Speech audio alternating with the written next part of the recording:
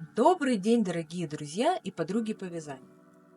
Сегодня я хочу вам показать узор, который я использую при вязании жилетки для собачки.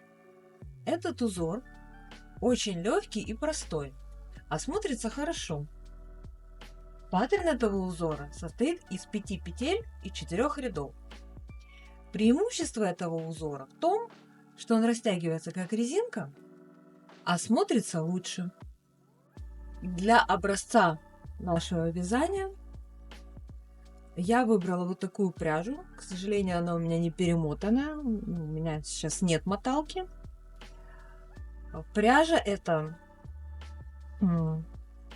Валенсия Аризона.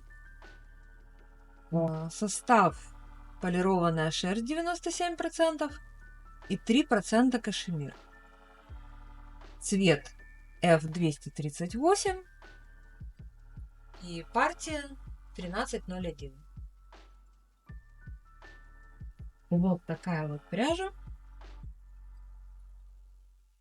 Плотность рекомендуемая плотность здесь не указана, но есть рекомендуемые спицы 3–3,5. Для образца я отбираю 40 игл, 20 с одной стороны, 20 с другой стороны. Выставляю их в рабочее положение. Проверяю, открыты ли у меня все язычки. Далее я беру линейку 1 на 1, чтобы сделать закрытый наборный край. Для этого я отодвигаю в заднее нерабочее положение иглы. Одну крайнюю здесь выставляю для удобства. Проверяю еще раз, открыты ли у меня все язычки. Какую я выбираю плотность? Плотность я выберу для этой пряжи 6. Я руководствуюсь принципом: если производитель предлагает спицы и 3,5, значит на машине я выберу 6. Это вот моя начальная плотность, которую я выбираю. Прокладываю нить, вешаю. Это мое такое вот изобретение, такой грузик. Вешаю вот этот вот грузик.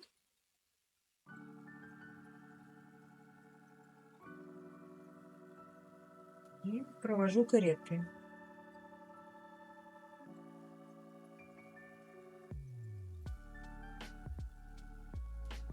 Далее выдвигаю обратно задвинутые иглы.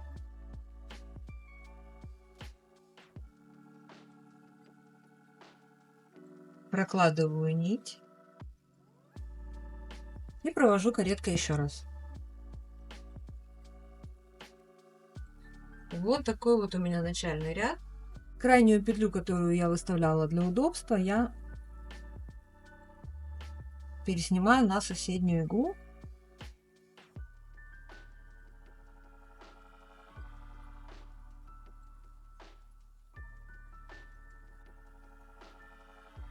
И выставляю в рабочее положение. А иглу, которую я выдвигала, ставлю на место в нерабочее положение. Вот наш наборный ряд готов. И теперь я провяжу, наверное, 4 ряда, просто чтобы у нас было какое-то начало, с чем работать.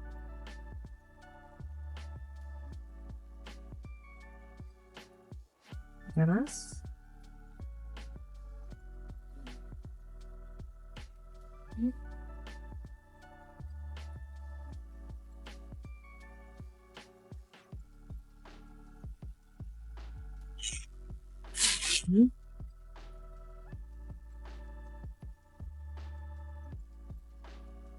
Четыре. Счетчик, если он вам нужен, можно сейчас обнулить. И теперь приступим к вязанию, собственно, самого узора. Вяжем первый ряд.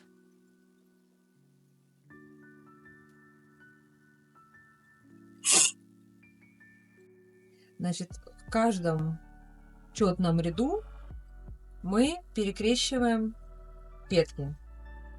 Это был первый ряд, в котором мы ничего не делаем. И второй ряд. Сейчас будет очень долгое объяснение, почему у меня по краям по 2 петли не участвуют в работе и почему такая расстановка игл. Если вы не любите расчеты, теорию и хотите поскорее приступить к вязанию узора, эту часть можно пропустить. Узор со мной вы свяжете и так, даже если не хотите. Для вязания этого узора нам нужно набрать количество петель кратное 5. Значит, у меня 40 петель. Но я оставлю еще петли для краев. Здесь получается так, что вот мы перекрещиваем 4 петли. И между ними, теми петлями, которые мы перекрещиваем, еще идут петли, которые мы будем потом распускать и поднимать. Здесь для симметрии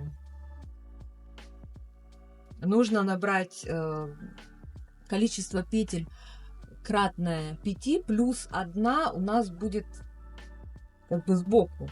То есть у нас идет вот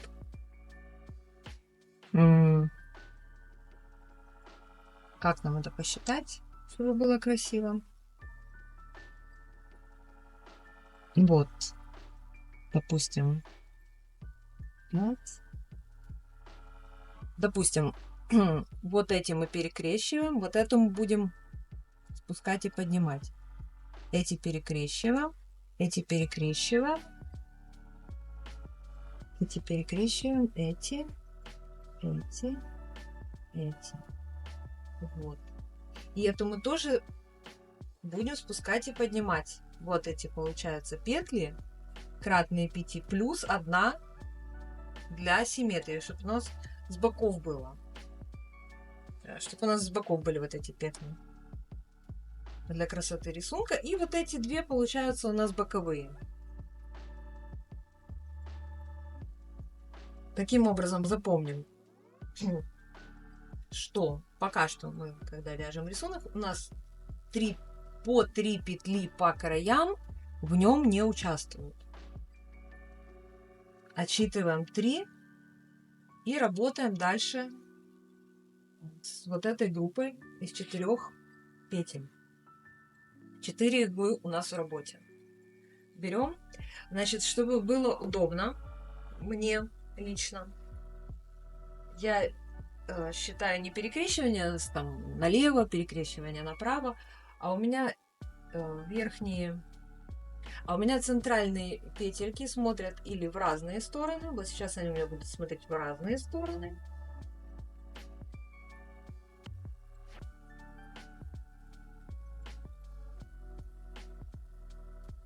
Вот так вот.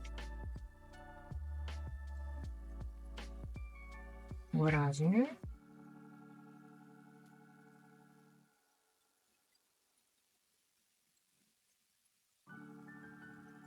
Может быть, даже можно немножко меньше дать плотность на половиночку.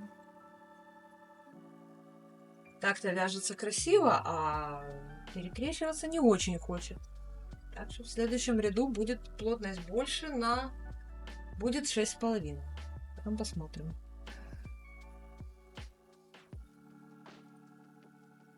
Вот. Теперь следующее. Одну пропускаем.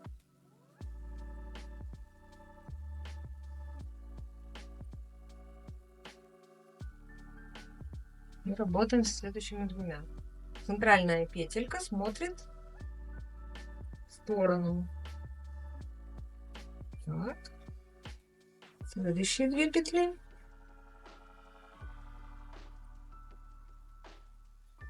Центральная в сторону. Одну пропускаем, следующую.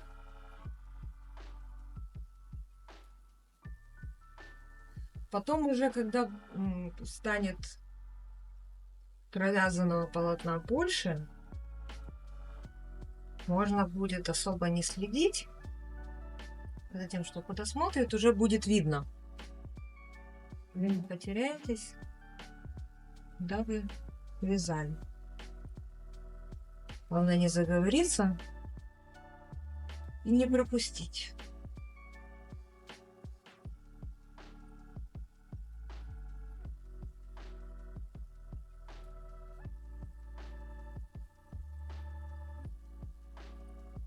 Вот уже пошла не туда.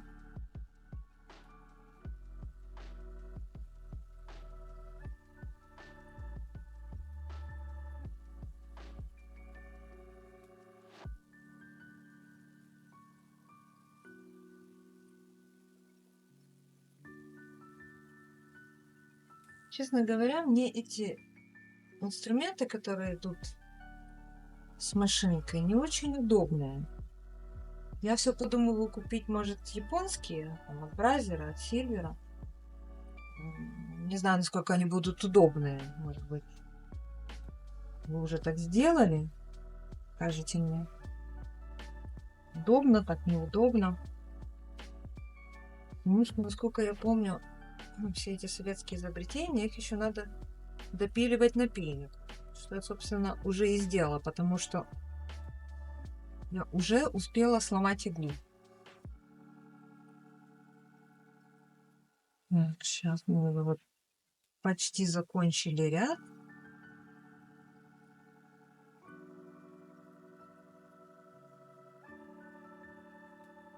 Иван Васильевич.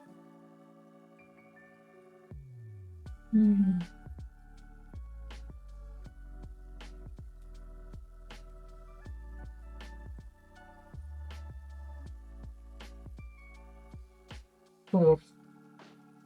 Закончили. Теперь это все вперед выдвигаем. Я бы сказал, плотность надо увеличить. Но мне подсказывает, что надо даже на 7. Так. Тут сложный момент, я чувствую. Ничего страшного. Я вяжу вместе с вами, ничего до этого не пробовала вязать из этой пряди. Просто вот взяла первую попавшуюся. Так. Взяла первую попавшуюся и решила вязать. Вот так будет. Угольничек. Проверяем открытые язычки. Задвинуть в рабочее положение. Я сейчас навяжу.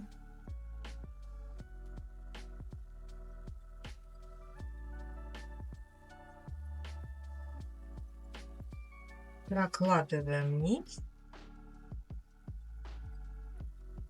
Прокладываем нить.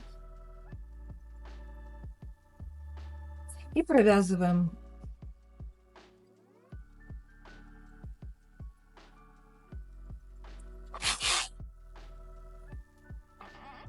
Из-за того, что я где-то потеряла при переезде струбцины, машинка стоит просто на столе. И иногда может уезжать. Я обещаю решить этот вопрос. Так, ряд мы все-таки провязали. Теперь прокладываем нить, провязываем следующий ряд.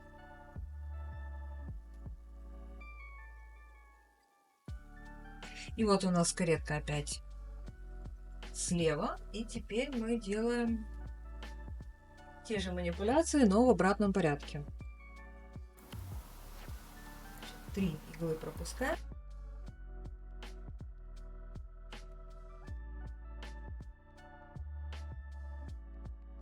Теперь у нас, если мы вот так перекрещивали, теперь у нас петельки идут к центру. Раз.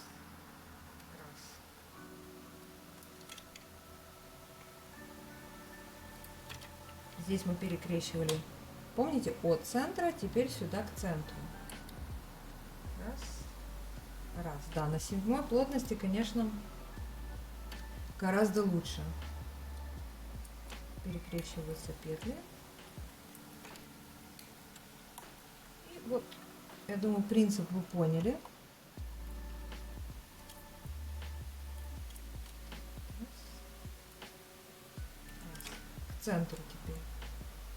Не забываем, не путаемся.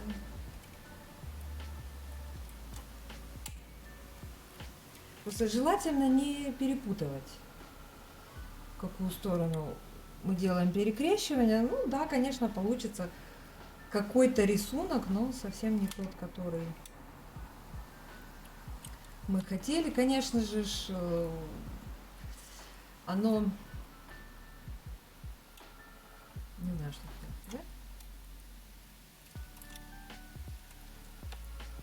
Забыла. Кажется, что вроде бы перепутал, ничего страшного. Что там эти косы? Никто и не заметит. Нет, оно хорошо заметно. Оно заметно хорошо. Тем более, если вот вы вяжете, как я, кофточку собачки, обычно узорчик дается по центру спинки, а это самая бросающаяся в глаза часть. Видно что-то, что я делаю? Потому что я хотела связать...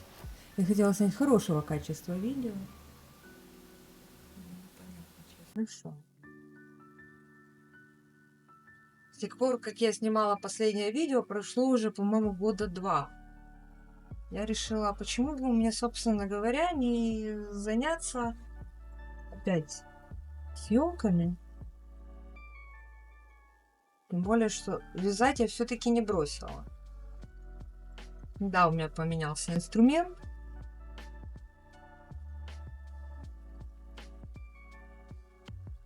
Поменялся инструмент, но это мой личный выбор. Я захотела такую машинку, она мне нравится больше. Со мной, конечно, не согласятся, я уверена, потому что в машинах Бразер и Сильвер гораздо больше функций, но мне для моих целей эти функции на самом деле просто не нужны. Если я куплю какую-то машинку чуть подороже, то она будет просто, скорее всего, перфокарточная, чтобы действительно вот это вот все руками не делать. Это серьезная экономия времени. Я так особо никуда не спешу. Могу и руками повыставлять. Так, проверяем низочки. Провязываем ряд. Сейчас опять она съедет.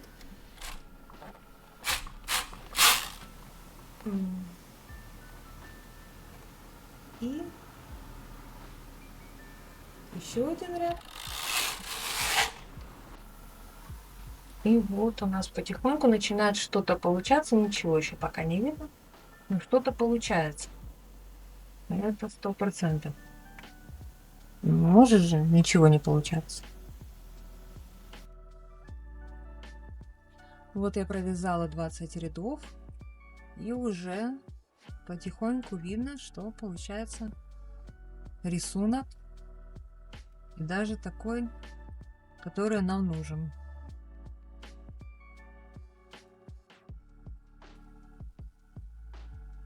Ну вот я по классике провязала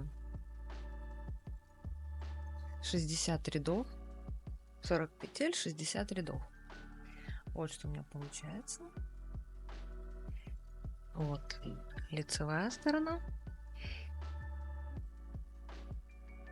И теперь, чтобы вот это стало больше похоже на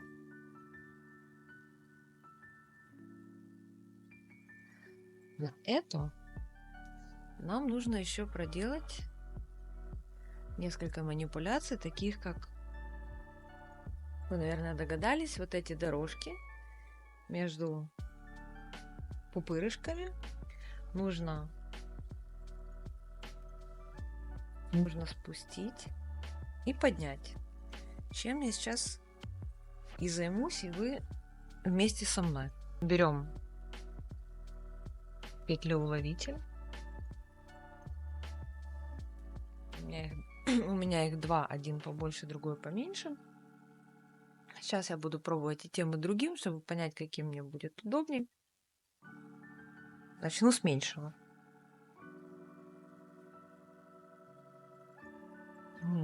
Как мы делаем?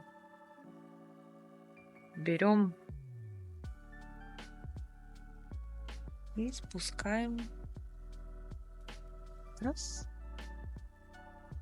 И потихоньку тянем вниз, распускаем.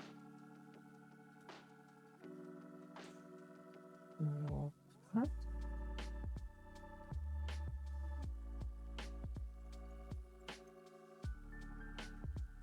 По одной протяжечке поднимаем.